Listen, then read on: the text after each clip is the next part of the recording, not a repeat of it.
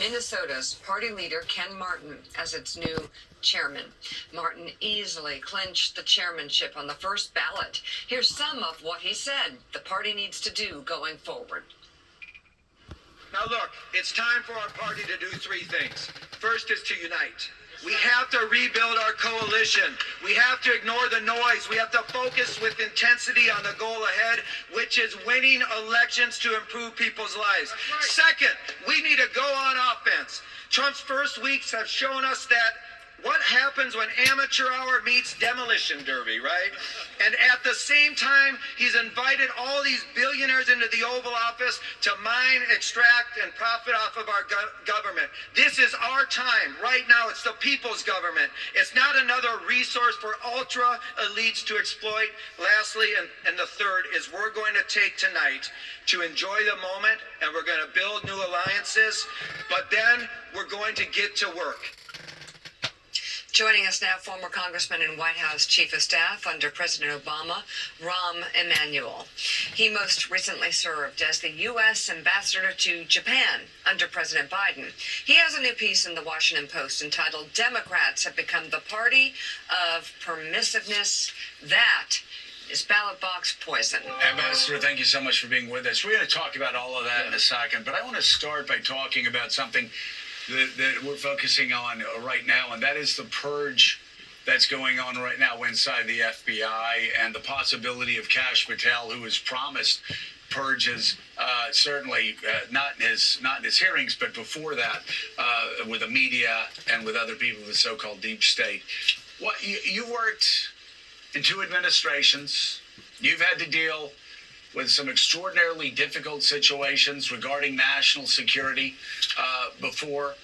I am curious, for somebody that has all the experience that you have, what is the impact of an administration conducting a purge inside a law enforcement organization and focusing inward instead of looking outward at the threats of Al-Qaeda, ISIS, China, Russia, Iran, all of our enemies?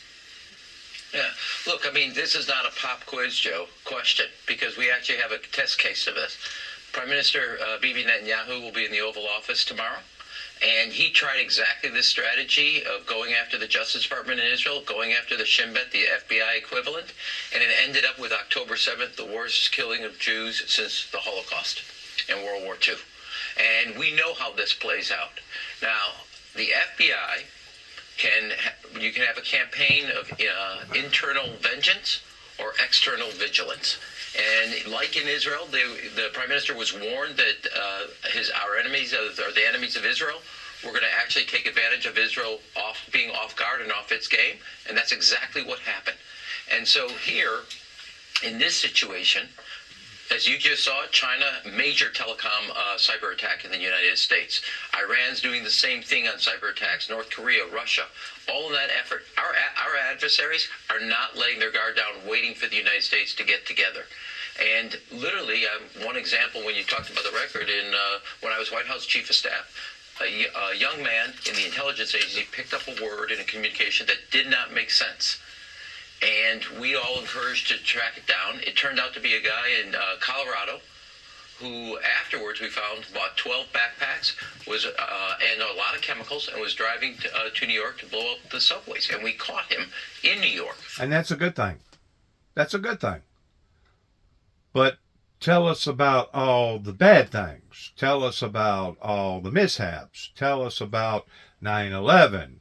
Tell us about Mount Carmel, Waco, Texas. Tell us about Oklahoma. Tell us about Ruby Ridge. Tell us about all these other horrible bad things that they've been working against the safety and the well-being of the American public. We must not be blinded to only one side, and where the people has to weigh out the differences is this justifiable in going in and cleaning house? You can call it a clean sweep, you can call it a purge, you can call it taking out the trash, you can call it whatever you want to call it, but the bottom line is this: is it justifiable in doing so? And if so, why? because the American people does deserve an explanation towards what our government is actually involved in. And that's one of the reasons why that we're in the shape that we're in right now, is because there was too much sleight of the hand, trickery on the hand, whatever you want to call it, towards being deceptive to the American people, and the American people wasn't paying close enough attention to these government officials in being transparent, and that is one of the main reasons why we're in the trouble that we're in right now to begin with. You don't have to be a rocket scientist to see that. You don't have to be a genius. You don't have to have an IQ of 160 like Elon Musk or whatever IQ that he has. You don't have to be able to work things out in 4 and 5 and 7 different dimensionals. You just got to be a practical person and looking at the facts, not just part of the facts, but look at all the facts and trying to decipher, is this justifiable in doing a clean sweep? And once more, what did Donald Trump run on basically whenever he first started running for president? Drain the swamp. Drain the swamp. Right? Make America great. Drain the swamp. Now make America great again. Because we've been great. And we really have. There was a time that our ancestors fought and bled and sacrificed, and we was number one in every department you could think of. But something's happened to that. And I wonder why. Is he going to express and explain all that to you while he's talking down upon the movement of this administration that's in power right now? Let's see. And we caught him in New York. And that's a good thing. That was a situation where either the FBI and the intelligence agencies are looking over their shoulder, worried about their jobs, worried about internal vengeance, or externally focused and bringing our vigilance to its highest capabilities. It's a bureaucracy. The Justice Department, FBI, the National Security Apparatus of the United States. It can either focus out externally and be vigilant, or internally with vengeance. But it can't do both. And I think this is going to not end. I disagree. It can do both. It can do both depending upon who the people are in there. And if they're determined that they're going to make certain people's lives miserable just because they don't like a certain person or they don't agree with a certain person, they can attack that person illegitimately the same way that they done Donald J. Trump, or the same way that they've done thousands of other people in this great nation, including myself. So they can do both. Don't tell us that they can't do both. We can walk and chew bubble gum at the same time, sir. Not end well, and we've seen it play out before. It's not, as I said, it's not like a pop quiz. We have seen this before, this movie, and it doesn't end well. And I think this is a major, major problem for the United States, and whether it comes from Russia, Iran. First of all, he used a bad example pertaining to using Israel over there, pertaining to what that leader over there tried to do. I don't know all the fundamentals pertaining to what he done or what he didn't do. I don't know how he went about doing what he did do. It's a horrible, horrible thing pertaining to what happened with Hamas attacking those people over there and doing what that group done. But I'm pretty sure there's more to it other than what meets the eye pertaining to that deal over there in Jerusalem, because how in the world could have Hamas and his military have dug all them tunnels for hundreds and hundreds of miles, dug tunnels and put in military advancements under schools and under hospitals? How in the world could he have done that for that length of time and nobody on the other side would have known about it, or would have at least revealed it, talked about it? So there's more to that story over there in Israel pertaining to what's been going on. So they haven't necessarily been truly transparent neither whenever it comes to them getting in the situation in the shape that they're in right now. You got to look at all sides. You got to look at all the dots, not just part of them. Al-Qaeda, ISIS, Russia, North Korea. The old joke, paranoid people, they have enemies too. We have enemies. They are trying to harm the United States. This is a bad move from a national security perspective. Mr. Ambassador, good morning. Let's turn to your piece now. There has been Democrats obviously sorting out the wreckage of the November elections. We just talked about the DNC elections over the weekend. You say, though, they're running into the trap of focusing too much on what's considered kitchen table issues. Explain what you mean. No, what I said was we have this kind of in our mind's eye, this image of kitchen table issues that the only thing families talk about are economics. Well, they talk about who their kids or what they're doing on social media, who their kids or friends are, what's going on in the neighborhood, whether it's safe in the community, what's being taught at school. There's a whole a basket of cultural issues. And the Democratic Party was successful under President Clinton and President Obama, two Democrats that not only got elected and reelected since Franklin Delano Roosevelt. They were very comfortable. President Clinton talking about adding 100,000 community police officers. They just thought that they was comfortable. Whenever you get to looking at the facts pertaining to the crime, pertaining to all the illegals, pertaining to the fentanyl, pertaining to us being trillions of dollars in debt, I don't think they're too comfortable now. They just thought that they was comfortable. And you keep in mind, it was Obama that allowed for the Supreme Court to do what they done as far as the LGBTQ community, our communities. Once more, let's not look at just one or two dots. Let's look at all the dots and put them together and try to figure out where we are in resolving this problem towards being in a destructive mode, and try to put the boat back on the right sail towards getting out of the eye of the storm and sailing in some smoother waters.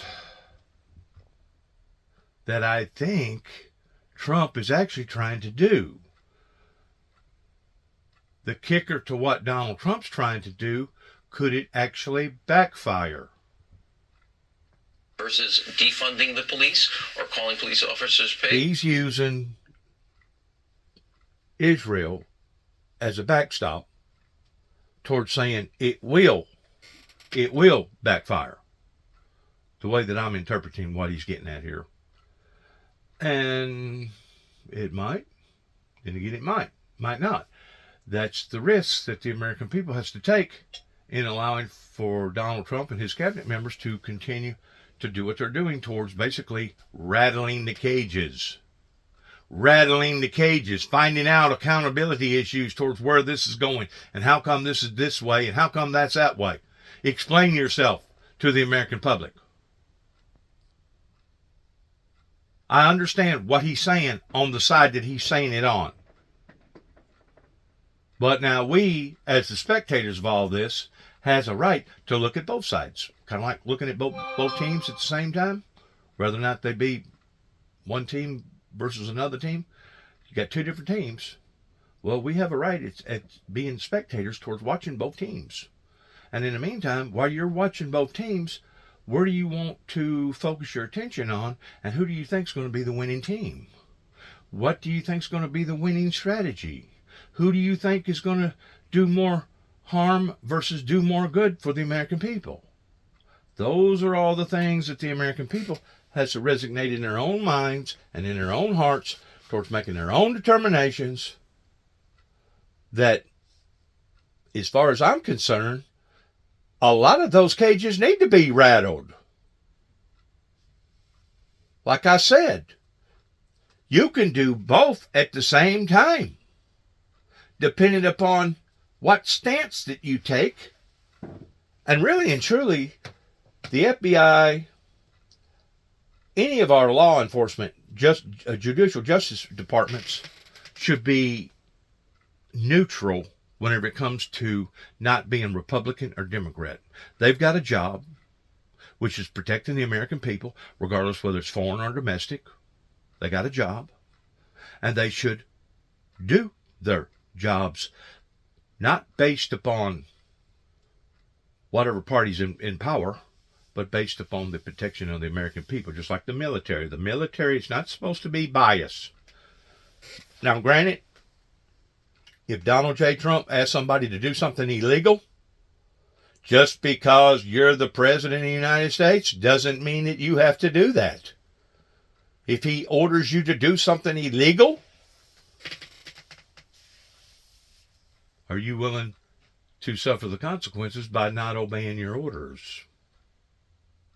Or are you willing to take the slack in how that you're going to be judged and openly, publicly prosecuted, publicly to the point of being persecuted, or starting out as being persecuted, that could possibly wind up being persecuted from the American people, from the public, because you did obey those orders that could have been questionable of whether or not they was legal or acceptable. That's where the word justification comes in at. Was it justifiable? Did the ends outweigh the means? And that's the part that the American people has set down and debate for themselves, of the who, the what, the when, and the why. Because as far as I'm concerned, each level is just as equal as being important as the other. He took Let's back it up just a little bit. I don't want to miss what he's saying here. Go ahead. Clinton talking about adding 100,000 community police officers versus defunding the police or calling police officers pigs. He took on the issue when it was talked about kind of race-on-race violence on Sister Souljah and got attacked for it. President Obama talked about parenting and the role and the responsibility of parenting. He had protesters calling, him deporter-in-chief. And the same groups, therefore, that were talking about free health care at the border if you crossed. It was President Obama that talked about change, okay? And the thing about change, basically what the American people wound up with was a little bit of change in their pockets, per se. But my point in being, or working in the venue of change, and change alone, kind of like the Supreme Court and what they've done with the LGBTQ communities and the gays and the lesbians, you can change. You can change. But have you changed for the betterment of the good? Oh yeah, you can change. Anybody can change. Anybody can take off one set of clothes and put on another. And yes, people can basically put on more than one hat. They can chew bubblegum and walk at the same time. So don't narrow-mindedly try to think that your audience, sir, is not smart enough to identify you only being one-sided. Because you're one-sided, in actuality, that makes you kind of biased, does it not? Because you're only telling your side of the story the way that you want to tell your side of the story, based upon how you want to perceive it to the American people, to the audience. Once more, we got a right, as being spectators, the same as watching a ball game, and identifying both teams. Well, did this team cheat? Did this team actually over-exhilarate and win hands down the way that they should have had towards being victorious? That's up to we the people to decide. As I said a while ago, the FBI, alcohol, tobacco, ATF, and all those other departments up there should be neutral, just like the military.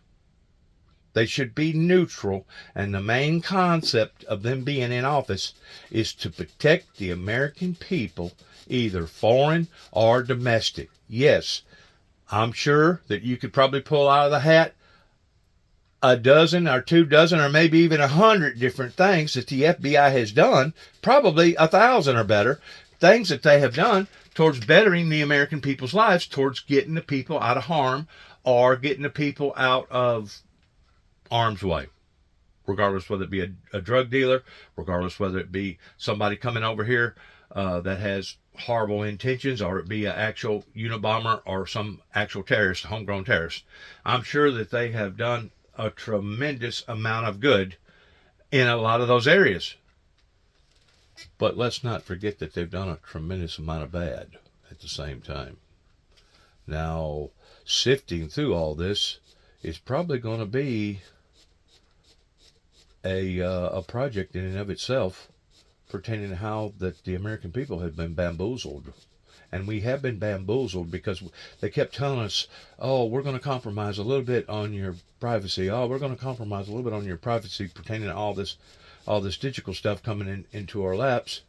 But then as they was doing that, they was also promising us safety. Your life is going to be safer. Your life is going to be more productive. You're going to have more opportunities, etc., etc., etc. And you know what I think? This is my opinion about it. I think it's been just the opposite. Yeah, they snuck in. Yeah, they nosed around and snooped around in people's privacy and allowed for other people to do the same thing. But whenever it comes to safety on our streets, proof is in the pudding. Proof is in the pudding in how that these departments have failed the American people. Now, I don't know if it was done intentionally. I don't know if it was done unintentionally. These are things that probably need to be worked out, but I guarantee you I have people right here in Weakley County where I live right now in Northwest Tennessee that claim that they are working for the betterment of the good, that claim that they are trying to bring safety and prosperity into your local citizens' lives, but there are certain people that don't deserve to be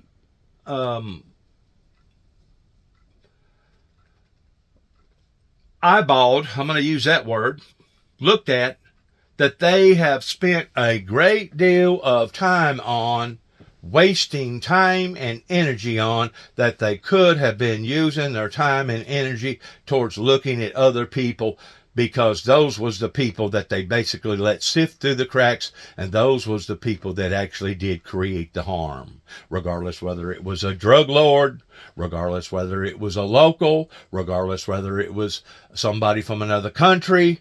They have dropped the ball whenever it comes to protecting the well-being of the American people. And if the American people ain't willing to see that, then obviously they want to be blinded, they want to be bamboozled, and whenever you're dealing with a group of people like that, you're basically dealing with a group of people that's doomed. Absolutely doomed. The sad thing about the doom that they're bringing upon to themselves is that they're bringing the doom upon all of us.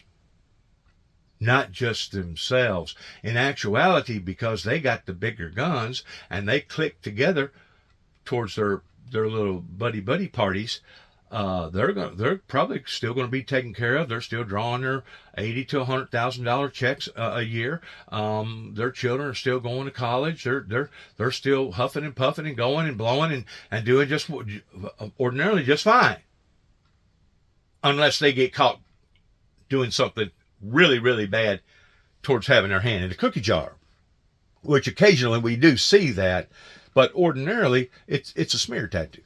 It's a smear tactic, and we're all supposed to think all the law, the judges, all these different agencies that are in there for the betterment of the good, we're just supposed to take them for granted in thinking that they are the best of the best and they are up there working for the betterment of the good. Are they? We can see the evidence towards what's happened in the past 30 years. You don't have to be a rocket scientist, as I said a while ago, to figure these things out. Chief, and the same groups, therefore, that we're talking about free healthcare at the border if you cross, or using terminology that nobody identified with. Those were character building that permitted the rest of the message to get heard. We have a legitimate argument to make about economics. This tariff war with Canada is going to lead to excessive prices at the pump because they supply a lot of energy to the United States in Wisconsin, Michigan, and Pennsylvania. But to get heard, you have to be good on all the issues, not just the ones you want to talk about. Now, the good news is, practice what you preach. Across the country at the local level, Democrats are actually hearing the message. It will eventually wash ashore in Washington, D.C. to the Democrats there.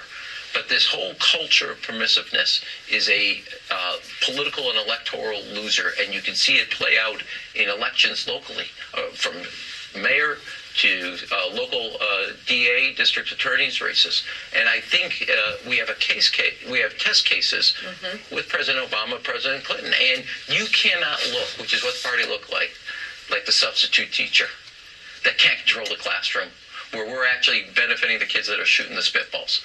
Now, I want to be fair-minded in saying that it's not one-sided. It's not just the Democrats' fault, but it's the Republican and the Democrats' fault, because one climbs on board and thinking that they can reform the other one or change the other one's policies, and in the meantime, they're dropping the balls. They're letting things slide and harming the American people. In the meantime, you're trying to kick the can down the road by not addressing the problem correctly. In the meantime, you're letting the rich get richer and the poor suffer even that much more suffering that much more worser. And it's just a recipe of catastrophe if somebody don't go in there and rattle their cages, if somebody don't go in there and drain the swamp. And in doing so, there will be some great sacrifices that will be made. Either socially, politically, financially, emotional, psychologically, there will be some great sacrifices made. Why? Because it has gotten entirely too far out of hand. That's why. Once more, let's not be one-sided. Let's look at the fairness of what has occurred since the Reagans and the Bushes left their mark. Left their mark. Is bigger than any one of the constituencies. And that script got flipped in recent years, where it looks like any one of the constituencies, like at a Volvo car factory, can stop the entire production if they don't like it. And that's not how President Clinton and President Obama not only won, but won re-election. And that's the key part of electoral politics. So, Mr. Ambassador, Republican senators right now are really on the front lines of the imminent challenges that we are facing. There's so many different moves that President Trump has made in the first 12, 13 days of his presidency. And I'm wondering, the ones with tasks, with putting through the nomination of Kash Patel, Tulsi Gabbard, RFK Jr., what should they be considering in their decision, whether yes or no? Well, look, this is a country of 350 million Americans. That is really the best we can do as critical people that are going to control 150 million Americans, not only health care through Medicare and Medicaid, but the price of drugs and pharmaceutical products. Our national security that we were just talking about a second ago, that is the best and brightest that we can put forward. These are the people that have figured it out. I mean, I think you know in the question, and I'll give you a classic question, you kind of know the answer in that area. Mm-hmm. These people are not the people you're going to turn the keys over to. And they should not be, because they're not ready for the responsibilities that are so essential, either from health care to looking at future drugs that are going to be important to dealing with diseases and illnesses that we have, to our national security and coordination of our intelligence agencies, which are too siloed. And they're not, and the individuals are not trusted. I mean, think of the simple thing. Robert Kennedy Jr. did not know the difference between Medicare and Medicaid. It's 150 million Americans that get their benefits that way. That's like, an 8th grader test. And he did not know that. He is not qualified. He answered and showed that he was not qualified. I also think, though, in this classic example, you have, and this was mentioned by an earlier person on the panel, you have basically two theories when you put everything together. Question A, is this three co-equal branches of government with a checks and balance system inherited in it, or is it really a first among all equals? And that's the fundamental kind of political question, or the kind of legal question. Then there's the obvious question about the politics. Look at this. We're in this week. There's not a question on this panel about immigration.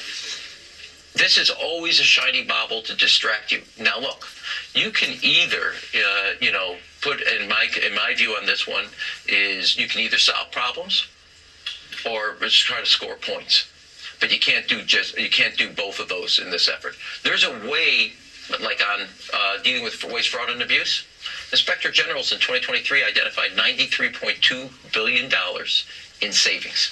You spend a whopping $3 billion. Now that's a place I would, as Democrats, go fight. You want to have voice for abuse? Let's implement those. In April 2023, the Inspector General said the FAA had not enough air traffic controller trainers. What are we doing about that? Where are we going to go solve that problem? I don't like Inspector Generals. I was a mayor. I was chief. They're a pain, but they're good pain, not a bad pain. And if you want, rather than fight over the USAID or rather you have access to the Treasury, bring up those Inspector General reports and have an up or down vote on them. There's $93 billion in savings right there. Let's go. Saddle up. Let's have it. Former U.S. Ambassador to Japan under President Biden, Rahm Emanuel, thank you. We'll be reading your new piece for the Washington Post, and please come back. It's good to see you. Thank you very much. Nice to see you. Thank you very much. Great to have you on. All right. Okay, let's move on. Let's move on. Let's move on. Right about there. Nope.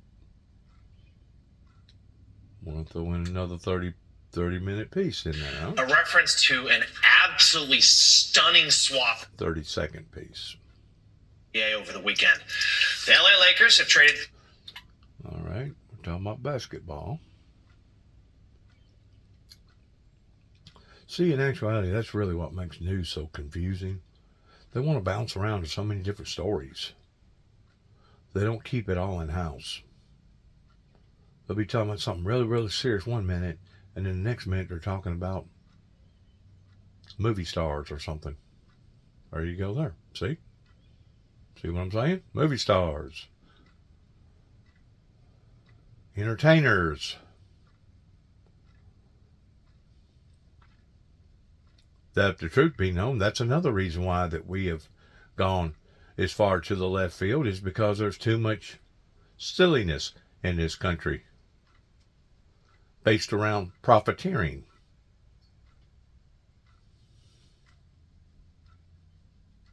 Now let's back up.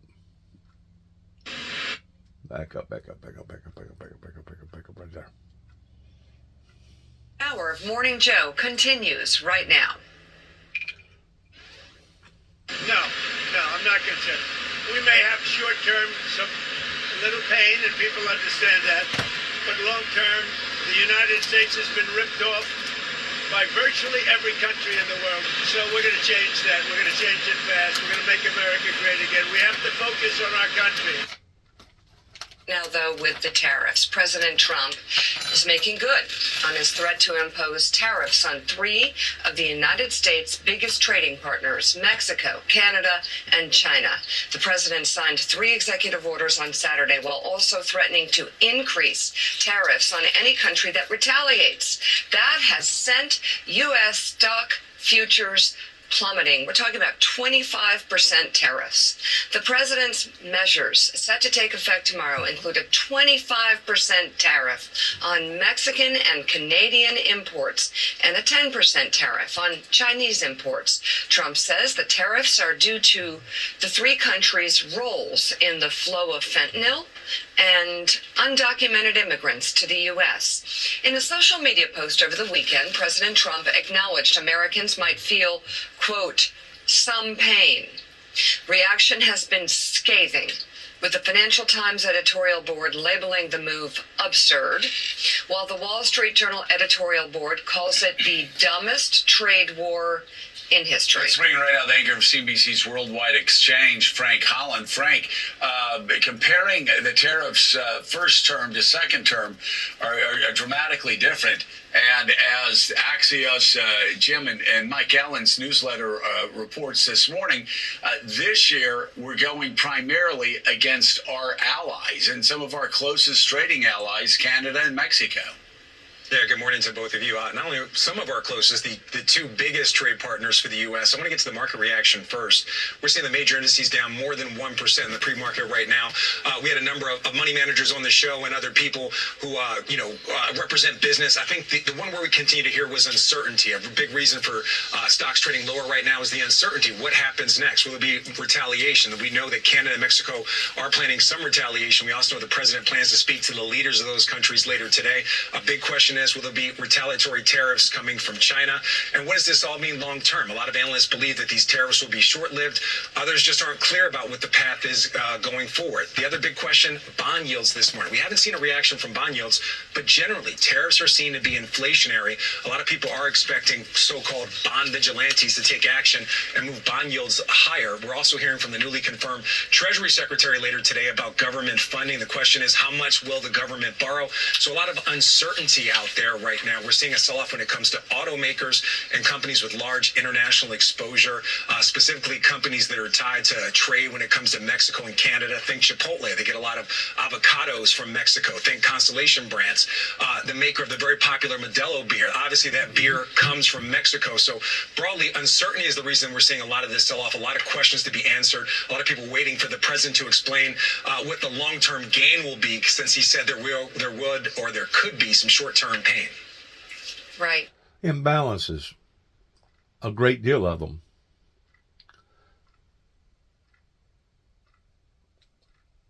Right.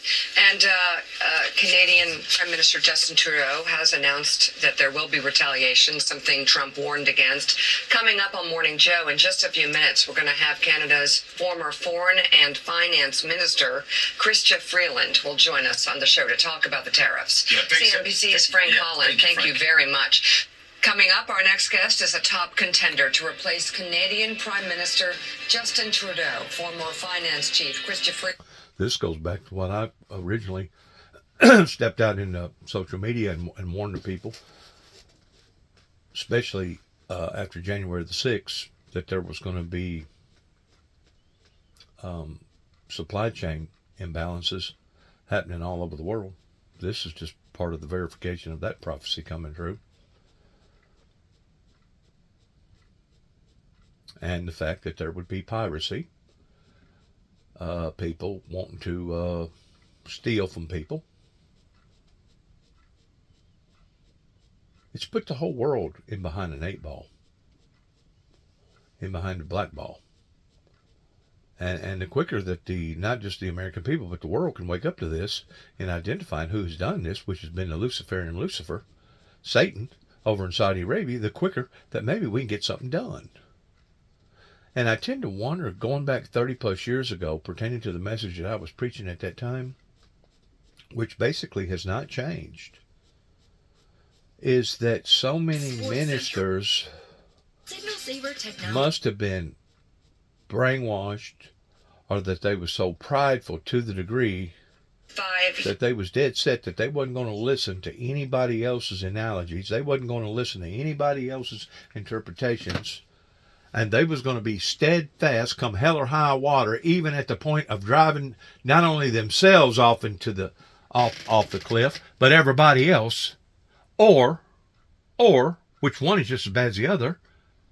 They was so narrow-minded they couldn't see the trees for the forest. Wow, imagine that.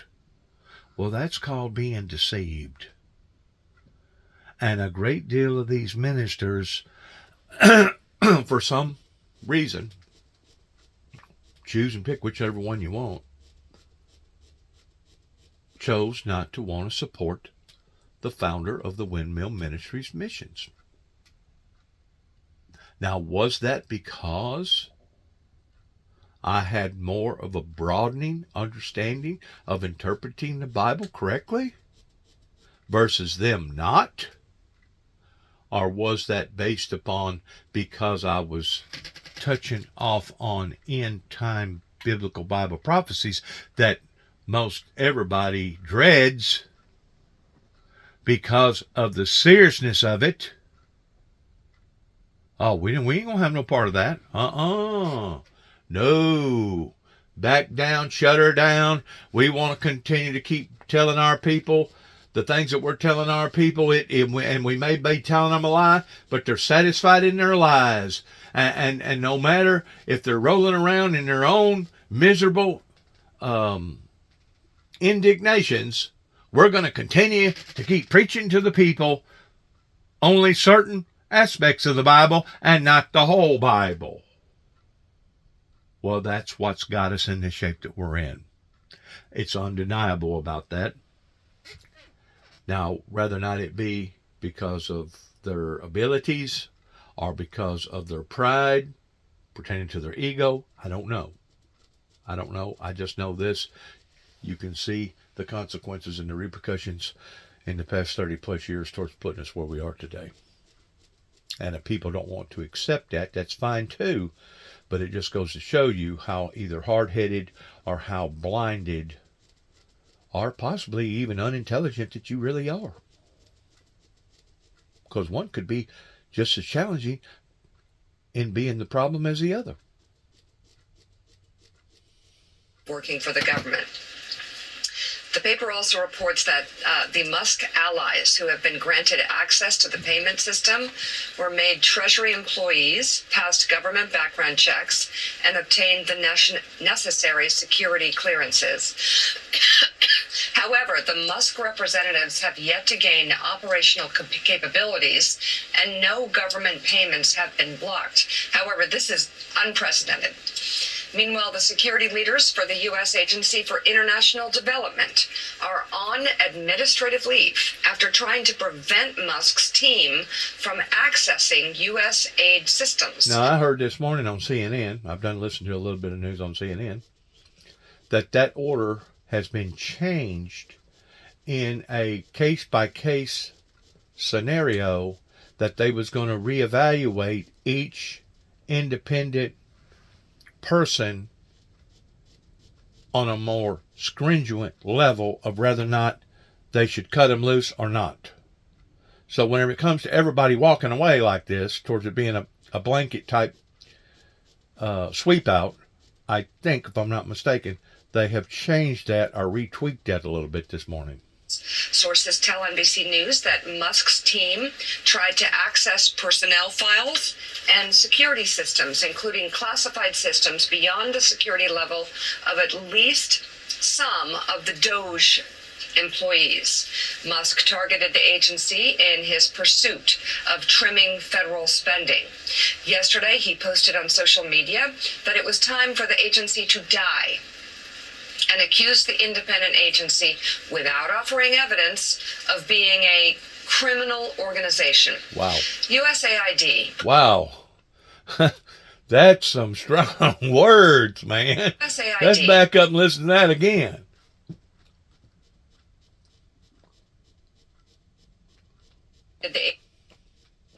The agency in his pursuit of trimming federal spending. Yesterday, he posted on social media that it was time for the agency to die, and accused the independent agency, without offering evidence, of being a criminal organization. Now, let me ask you a question, because I don't think Elon Musk is that good when it comes to PR, public relations. That's just my personal opinion. I mean, obviously he's talented and he's done a remarkable job in doing some of the things that he's done. But there's also, shortcomings of everybody's lives, including my own. None of us is perfect. But couldn't he have worded that a little differently? Let's listen to it one more time. USAID provide. Back up. Stop right there. That it was time for the agency to die. Why couldn't he have said it's time for the agency to be re-reformed or to be reformed? Why couldn't he have used those words instead of die? Because by saying die means basically to nullify, to eradicate. Well, what are you going to replace it with? Because you're going to have to still maintain law and order in the country. You can't just take and kill something like they're talking about dying. Why couldn't he have used the word reform? And and accused the independent agency, without offering evidence, of being a criminal organization. Now, why couldn't he have said, instead of a criminal organization, that he finds the organization to be lax and inadequate in areas that need to be reformed? Sometimes it's not what we say, but how we express it and how we say it that can make all the difference in the world towards it sounding offensive or non-offensive. Like I said, I don't think Elon Musk has the greatest abilities whenever it comes to public relations in being able to word properly things to his audience. That way it won't sound so offensive. That way it won't be a dagger in people's hearts. They'll think, wow, really? We just need to kill the whole thing? Really? USAID provides humanitarian and development assistance to other countries, primarily through funds to non-governmental organizations, foreign governments, and international groups. In the fiscal year for 2023, USAID managed over $40 billion in appropriations, which is less than 1% of the federal budget. The top recipients of the funding included Ukraine, Ethiopia, Jordan, and the Democratic Republic of Congo and Somalia. Last night, President Trump was asked about Musk's work so far and the future of USAID. I think Elon's doing a good job. He's a big cost cutter. Sometimes we won't agree with it and will not go where he wants to go, but I think he's doing a great job. He's a smart guy, very smart, and he's very much into cutting the budget of our federal government. It's been run by a bunch of radical lunatics, and we're getting them out. USAID, run by radical lunatics, and we're getting them out, and then we'll make a decision. You know, Jonathan Lemire, it's hard really to know where to start here. First of all, on the USAID, let's talk about USAID for a second.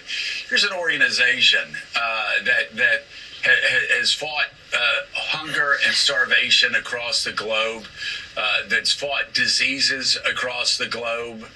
Jimmy Carter helped use it to actually rid the world of some diseases that again, across Africa, across the world, have had massive impact. I just have a quote here at the end of World War II, just to talk about, for anybody that might want to know why the United States engages in USAID, it's not just charity. It is the ultimate soft power that allows America to have an advantage over China and Russia in the third world, in the global south, because the United States is there, actually not just mining for minerals and precious metals, but also helping people. Harry Truman called in Herbert Hoover at the end of World War II, when there was the greatest humanitarian crisis the world had known. And Herbert Hoover, who Truman had run against basically his entire adult life, said, bare substance means hunger. Hunger means communist. It means communism.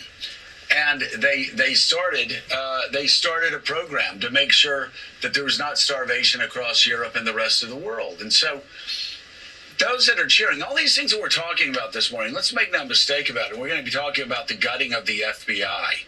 The fact that you have the Trump administration actually looking inward to purge the FBI instead of looking outward at threats from Al-Qaeda, threats at ISIS, threats from China. You can say the same thing about the Pentagon. They're so busy running around trying to take generals' pictures off the wall, they're going to take their eye off the ball, many people fear. And on USAID, make no mistake of it, we actually collect data. We collect intel across Africa on Al-Qaeda's growth, Al-Qaeda's movement, what ISIS is trying to do there, what China is trying to do there. Yes, there is the carrot, but there is also the stick for our enemies. That's why they're there. And to have the world's richest man go in and say he's going to basically tear this organization to the ground, not only will cause immeasurable suffering across the globe, it also will put us in a strategic disadvantage. This is strategic. What he's talking about doing is, I'm sorry, it is stupid. And to try to vilify this organization so he can destroy it, that's not just bad for people who are suffering, the poorest of the poor, the most disadvantaged of the most disadvantaged. Just strategically, you talk to anybody in any administration, and they will tell you it is just a stupid strategic move. But okay, he said his piece. I'm going to say mine. Whenever it comes to the Christian fortitude of what the Heavenly Father intends out of good, moral, dedicated Christians, and we do classify ourselves as that in the concept as a whole. Okay? I don't think nobody's going to disagree with that. Or we're supposed to.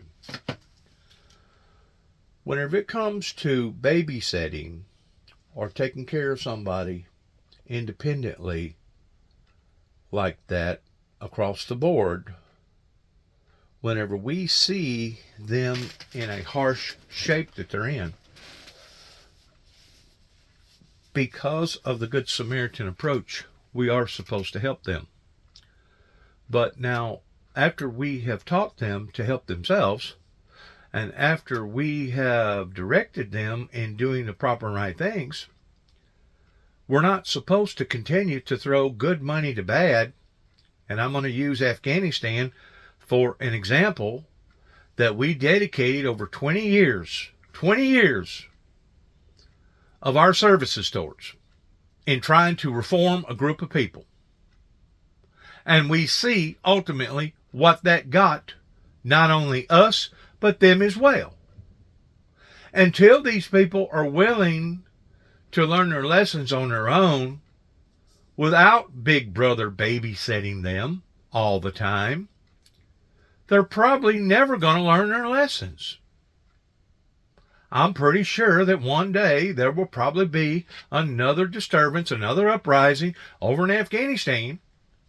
And hopefully, maybe, if it does, the people, the good people that is there will realize what type of a mistake that they made in not being willing to sacrifice the ultimate sacrifice whenever we walked out versus 11 days later surrendering and giving back over to the enemy. Whenever it talks about in the Bible to be the Good Samaritan, it also talks about the Bible in the New Testament about do not throw your pearls before the swine.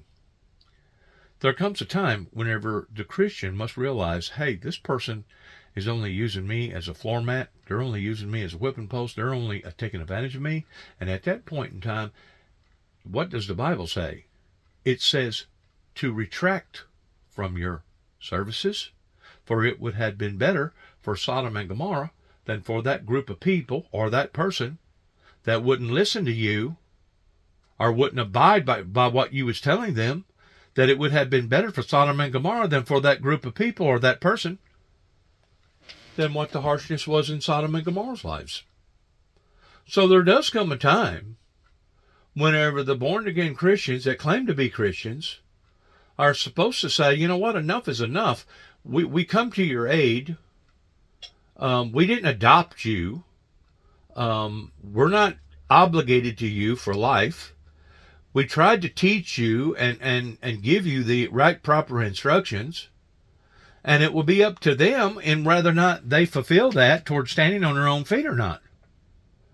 In other words, I don't think that it is the American people's obligations to have to hold all these other independent little bitty countries up, especially if they're not willing to listen and if they're not willing to stand on their own 2 feet whenever it comes to true democracy.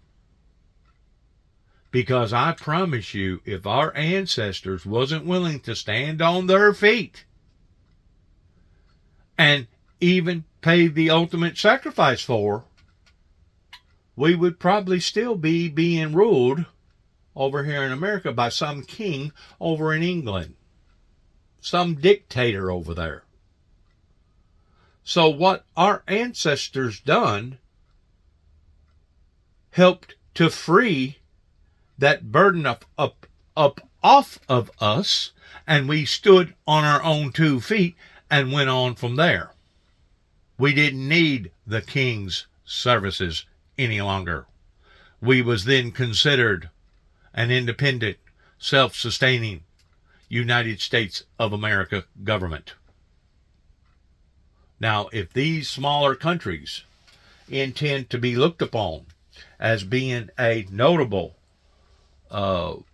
legal entity on a global scale, then they need to stand up and say, you know what?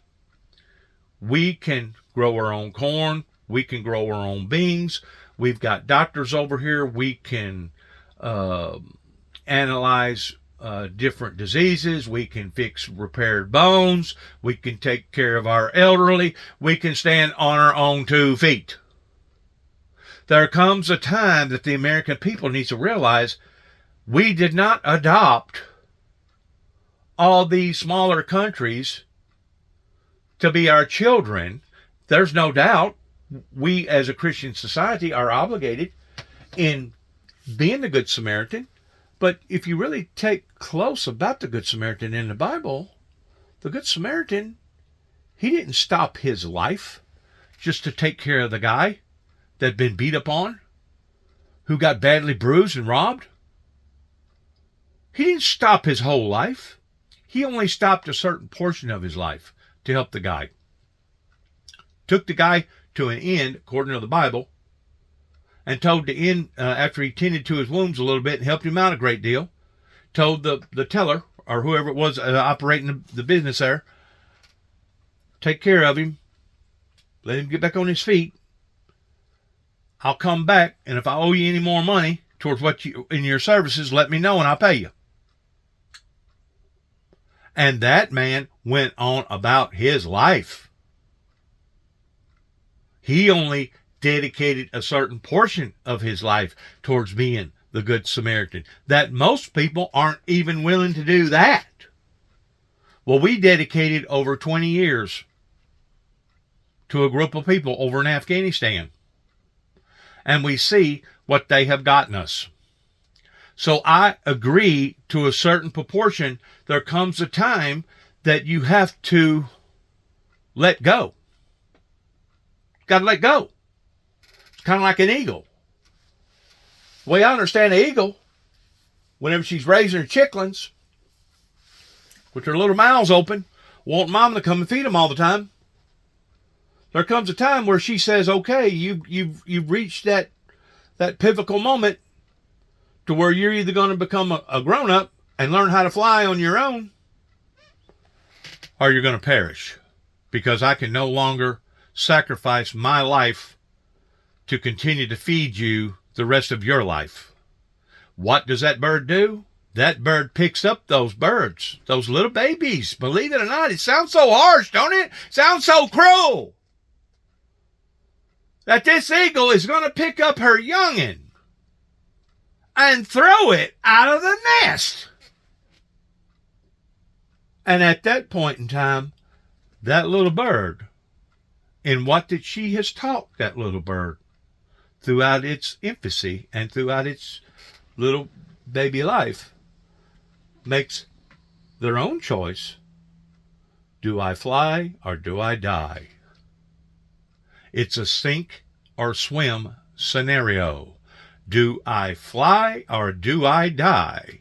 Because either or, if you are so stupid that you're not going to at least attempt to fly, to at least slow down the fall, where it ain't going to hurt you as bad, well, then maybe you deserve to die.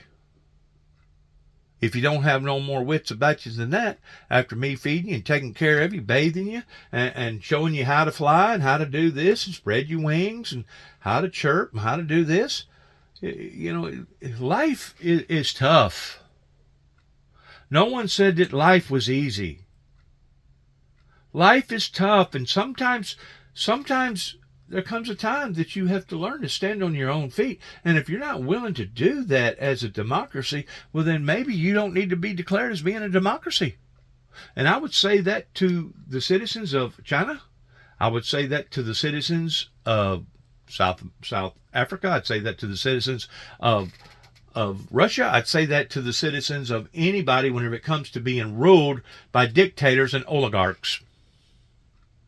There comes a time that you must learn to govern your own lives. And if you're not willing to do that, well, then maybe you don't deserve to govern your own life. Whenever Russia fell, the Berlin Wall fell, there was a lot of rumors, I don't know how true they was, is that there was so many people over there at the time that was so dysfunctional because they had been told what to do all their lives, that once they had the freedom to do whatever that they wanted to do, become a banker, to cut hair, to raise cows, milk cows, be a skater, be an artist, play a guitar, whatever, they was dumbfounded. They was dumbfounded to the degree that they actually didn't know how to govern their own lives. It would have been the same thing if that mama eagle would have continued to have fed and fed and fed those baby chicklings to the point that now they're so big they can't even all sit in the same nest. They would have become useless in becoming adults. As I said, life is cruel sometimes. Life is hard sometimes. But sometimes the hard licks are the only licks that we truly understand, that allows for us to grow, spread our wings, to fly, and become what God intends for us to become, rather than depending upon a great nation such as a superpower to feed them and take care of them and bathe them and do all this and do all that. So in ways, I agree with what Elon Musk is trying to do. In other ways, maybe he needs to slow down a little bit and evaluate the situation and look at it more intelligently, to say, okay, we've only been over here in this country helping them for 2 years versus this country, we've been over there for 10. We've been tending to this little country's problems for 2 months versus helping this country for 2 years. So, to do across the board sweep out like Donald Trump done pertaining to the pardon deal, I don't agree with. I realize for time consumption, he done it that way to just break them all loose. And I'm pretty sure that the bad ones, they'll pop back up. Yeah. Whenever they talk about evolving doors in the judicial system, the justice system, usually that's because of people that has that type of characteristics in them, that they're not going to reform, that they're not going to do no better, they're not going to become an honest, decent human being, and usually they wind up back in the system again. Because why? Because they was bad people to begin with. How much damage can those people do because they've been let out on the streets now? I don't know. Was Donald Trump willing to chance that? Obviously he was, by breaking everybody loose without doing a major evaluation on some of the ones that come in there intentionally to do harm and hurt. Or that's the way I see it. And like I said, for time consumption, I'm pretty sure that's why he done that. He's going in as a wrecking ball right now. And maybe the wrecking ball is a wrecking ball, but maybe that's what the American people need, just like those little baby chicks. Maybe that's really what they needed. They needed the mother to grab a hold of their necks and throw them out of that nest. Because at that point in time, they had a choice. You can either fly or die, sink or swim. It never was intended for the true Christian to have to be somebody else's floor mat or somebody's whipping post, or obligated as slaves to take care of those who are only abusing you, neglecting you, and taking advantage of you. That's the part that a great deal of the Christians have been bamboozled on, in thinking, oh no, I can't do little Johnny that way. I can't do little Sally that way. Why can't you? Why can't you? How did you learn? How did we learn as adults? We had to go through our pains. We had to go through our learning experiences to understand, to stand on our own 2 feet, because wasn't nobody else going to stand on our feet for us. Just as my grandmother used to always tell us boys, sons, if you make your beds hard, you're going to sleep in it.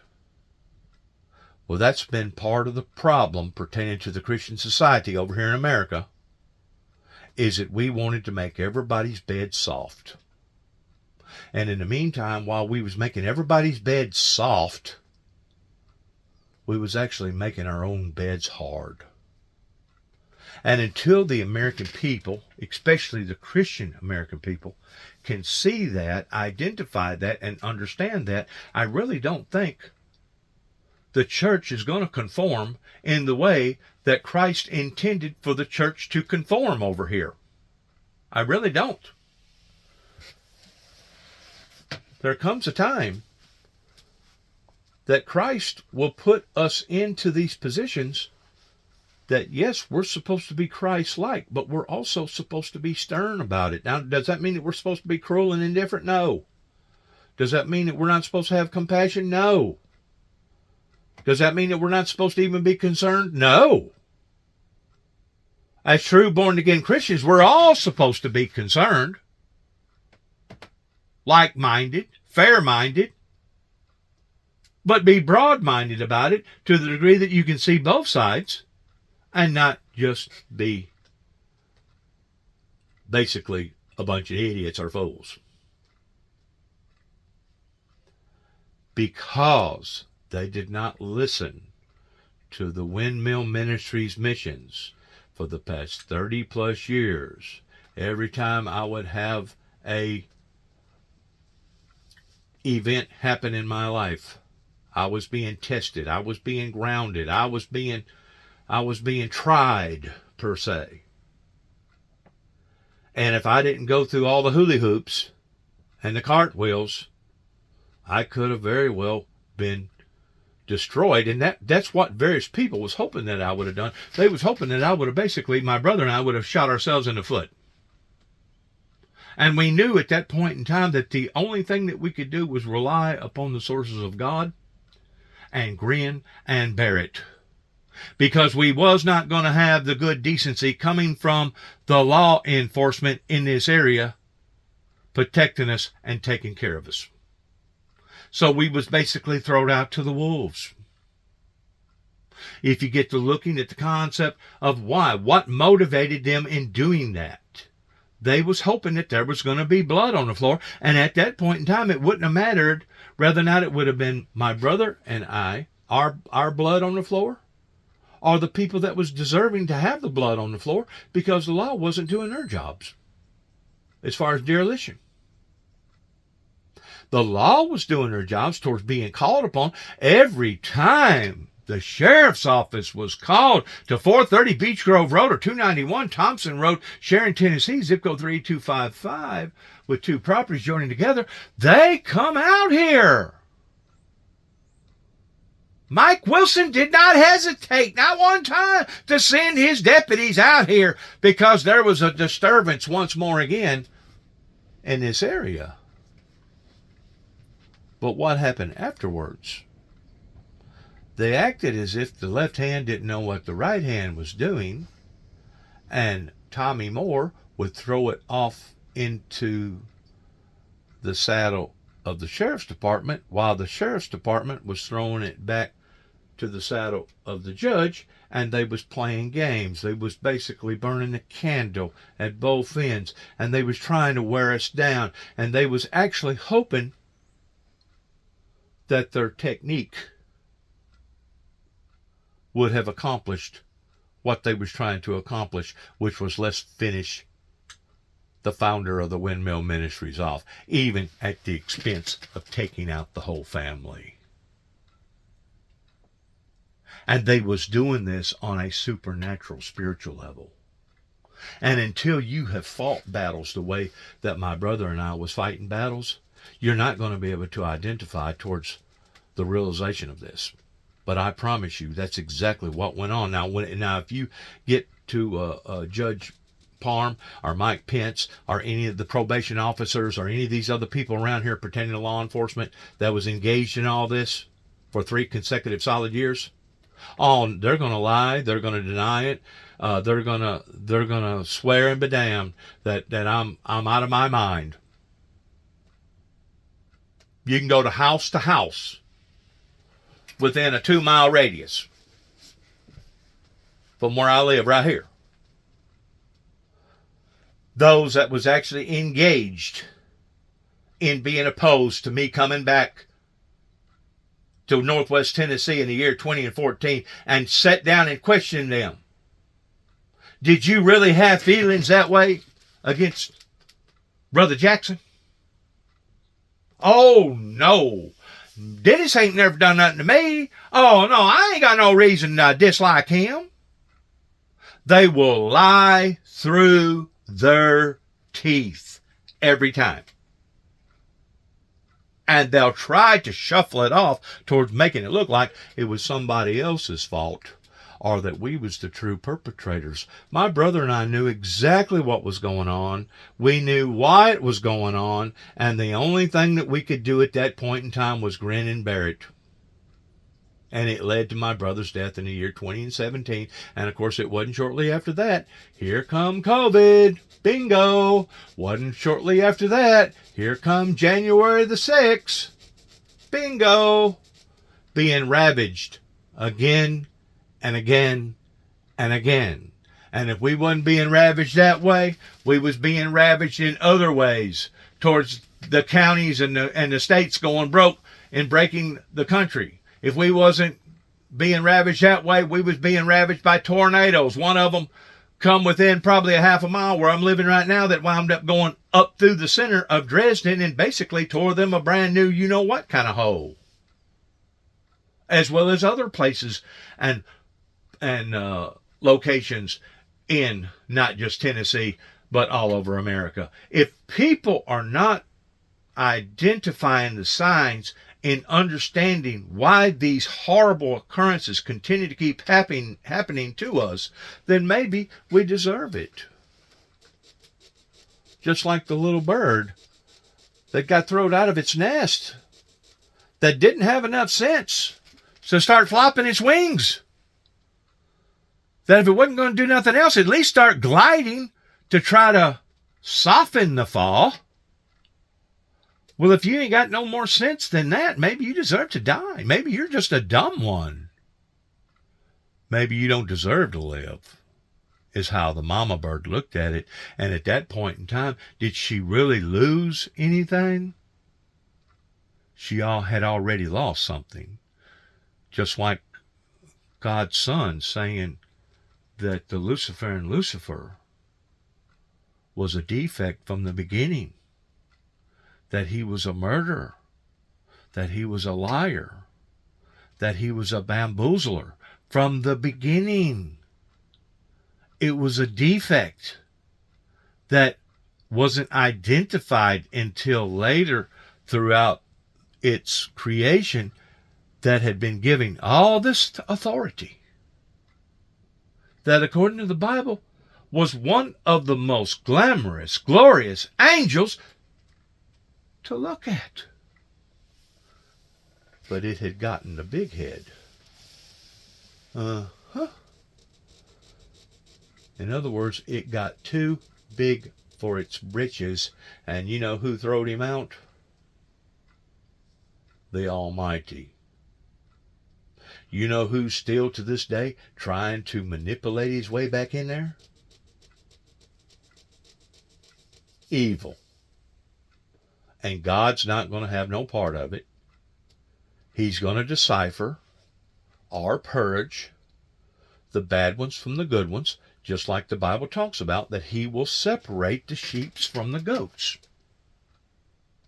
Now, we may not agree with the technique that he uses to do away with the bad or separate the light from the darkness. We may not agree with why he does what he does, but if we are true to his heart, no matter what occurs in our lives, just like Job, no matter what occurs in my life, I will not curse God and die. Though worms may devour my body, I will not curse God and die. And that's what the Luciferian Lucifer wants us to do. You know why? Because it was him himself that cursed God. And you know what? Because of it, he's not going to actually die. There's something that's actually worser than death, which is to be tormented day and night, night and day. Now, the death of him pertaining to him having any influence with anybody else, either on the planet or not on the planet, pertaining to the supernatural, yeah, that part of him will die. That part of him will die. He will no longer be influential. Because of that, that part of the Luciferian Lucifer, the Antichrist, will die. But that being that done that, based upon the analogy that the Bible talks about, to whom much is given, much is required, that's the reason why the Father has chosen not to disintegrate this creation that he created, but rather than to put him in a furnace and let him suffer for the rest of his days. Because you see, if the Father would have pacified that and would have scolded him just a little bit in saying, well, you done bad, but okay, come on back up here. We'll let you back in here. Do you really think that you could be trustworthy? Do you really think that you can trust something that had betrayed you like that? See, I had to learn my lesson the hard way by remarrying the same wife twice. And you know, most people would tell you never to do that. But me, like a fool, thought that I couldn't do no better for myself, even though I had people to tell me, Dennis, she's not worthy of your love. Walk away from her and keep going.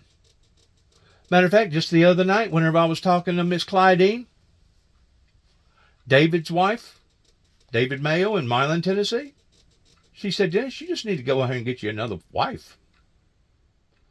And I explained to her, I said, you know what? In ways, you're probably right. But I said, in other ways, Miss Clydine, there's actually benefits of being single. I said, no matter where I am, no matter what I'm doing, if I get caught up in going to church, being involved with the singing, helping people towards praying for people in the hospital, going to the nursing home or whatever, I don't have to worry about being dictated to and having to answer to somebody under my own roof. Now I'm an independent person and I can do as I see fit without having to satisfy somebody else. And she said, well, I understand that then. Was it tough in me converting back over and becoming a single man versus being a married person? Oh, it was one of the most toughest things that I've ever had to deal with, including all my injuries. It's been one of the most toughest things that I could think of towards reforming myself back over.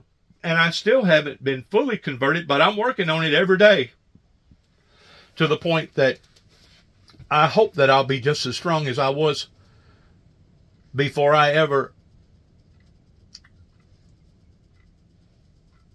pleasurably involve myself with another person to that degree.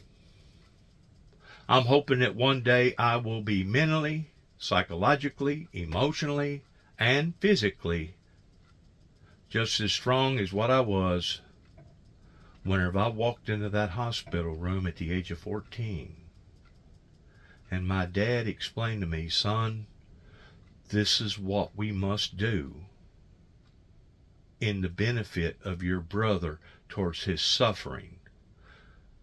We do not believe that your brother would have intended for him to have been a burden to us to the degree that he would have remained a vegetable for the rest of his life, being alive primarily off of a machine.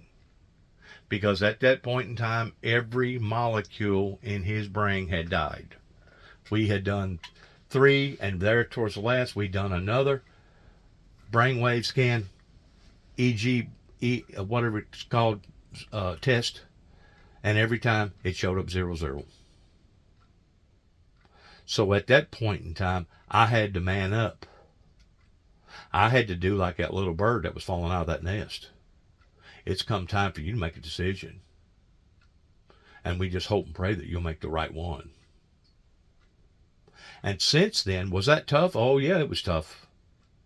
It was tough. I blame myself for that for several years. But since then, I've grown to realize he would have done the same for me. He would have done the exact same for me. And that's where I lean towards sometimes good people has to do bad things. And it's not because we chose that by choice. But sometimes good people has to do bad things.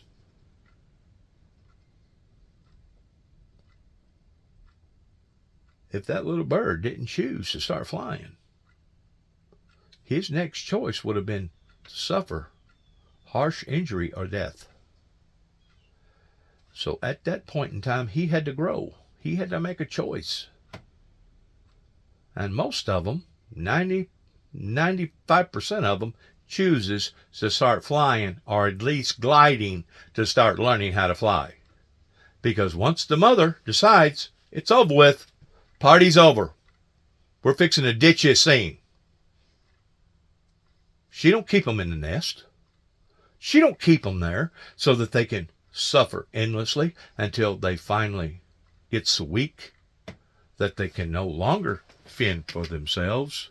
She throws them out. Get out. Fend for yourself. That's what life is about. We gave them people a choice in Afghanistan. They obviously chose the wrong path. I'm 99.9% sure that probably 90% of those people right now are regretting that they was given a golden opportunity and did not take advantage of it, because I am pretty sure of this statement that I'm fixing to make. The vast majority of them would actually wish that they was dead right now rather than to suffer under the persecution of being dominated in a cruel way towards basically being somebody's slave, regardless whether you was a sex slave, a labor slave, or whatever kind of slave. I'm pretty sure that right now those people, 90% of them, would rather have died than to go through the suffering that they're going through right now. So there are certain things that's worse than death. Think about that. Chew on that for a second as you're listening to his opinions about what he's talking about. Big move, but let's talk about the muddling of this, Jonathan, because we had the freeze last Wednesday of all government spending. On Thursday, the judge put an injunction on it, and then there was a memo that said, oh, never mind, we're not going to have a freeze. And then on Friday, I believe the White House announces, no, the freeze is in full effect. And then a judge came back and said, okay, well, now it's obvious why this injunction has to hold. And then we have last week this freeze on U.S. aid. And then Marco Rubio said, in other words, I'm going to end this right now because it seems like it's drawn out that much longer pretending what he's trying to make a point at. In other words, you can be too good for your own good to the point that then you're not only being bad for yourself, but you're being bad for the person that you're trying to be too good to. Can anybody understand that or relate to that? You can be too good for your own good to the degree that now, because of that concept that you're going down, using that technique, now you're not only punishing yourself, but you're punishing the person that you're being too good for. Once more, Christ is very clear in stating if they won't abide, if they won't listen, if they won't conform, back away from them. Don't put a gun to their heads. Don't try to treat them like the Taliban toward trying to conform people in a forceful way to the degree that if you can't conform your converts, well then kill them. There's nowhere in the Bible that it teaches that. Not in the Bible that I read.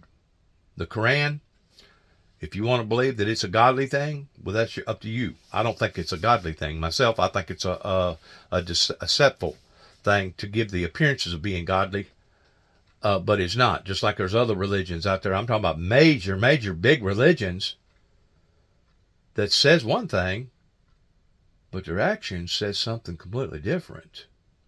Now, they may be judging the Christians the same way because the Christians hadn't been lining up the way that the Christians are supposed to be lining up. That has caused this dilemma to fall up into their own laps right here in the good old USA. But it wasn't because of people like me towards misleading them or misdirecting them or causing a division. But it's because the division has steadily been growing. Kind of like the frog in the water theory. And no one took notice to it until it was too late. And now somebody is telling all the frogs that's still alive, get out of there, you're going to die. And now we have people like this that's telling those people, that's telling those frogs to get out of the water, oh, you're in the wrong. You're in the wrong. You ain't got no right in telling them frogs to jump out of that water, even though it's at the point of taking their own lives. So when is the true born-again Christian? Because I know that individual sitting beside that lady right there claims to be a Southern Baptist, if I'm not mistaken. So if he truly is a born-again Christian, how come whenever they talk about their opinions, how come it has to be so one-sided?